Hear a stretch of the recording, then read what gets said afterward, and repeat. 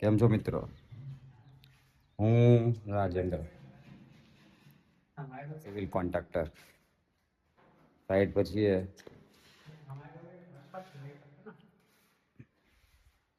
પીઓપીમાં બિલ્લા બુટી ચાલી રહી છે. બરોબર. બાયલીવાળી સાઈડ પર માણસો કામ કરી રહ્યા છે. હવે કામ પતવાની અણી પર કહેવાય એટલે દરવાજા લાગી ગયા. પીઓપી થઈ ગયું છે. કલર મોસ્ટ ઓફ થઈ ગયેલો છે. નાડું લાગી ગયેલા છે. ફ્લોરિંગ થઈ ગયેલું છે. બારીઓ લાગી ગયેલી છે. આપણે મોટા કામમાં જોઈએ તો વાયરિંગ લાઇટો ચાલુ કરવાની બાકી છે. એ પણ 1-2 દિવસમાં થઈ જશે. વાતમાં એમ છે કે સિવિલ કન્સ્ટ્રક્શનના વર્કમાં અત્યારે સૌથી મોટો ઇસ્યુ જો તમે જોવા જાઓ ને તો લેબરનો છે.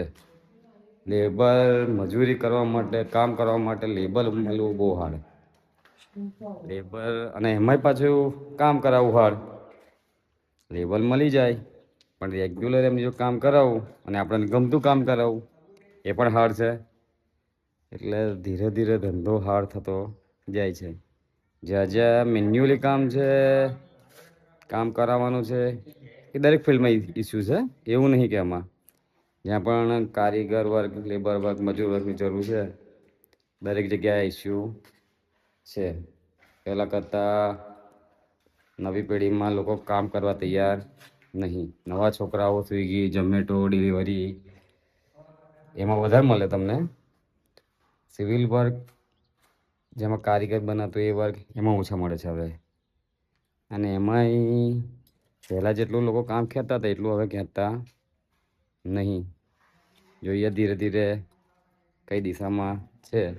પણ એમ તો જોઈએ તો બધી કરતાં દરેક વસ્તુ કરતાં આ ધંધો સારો છે. આપણને તો ગમે છે કેમ કે આપણી રોજીરોટી છે.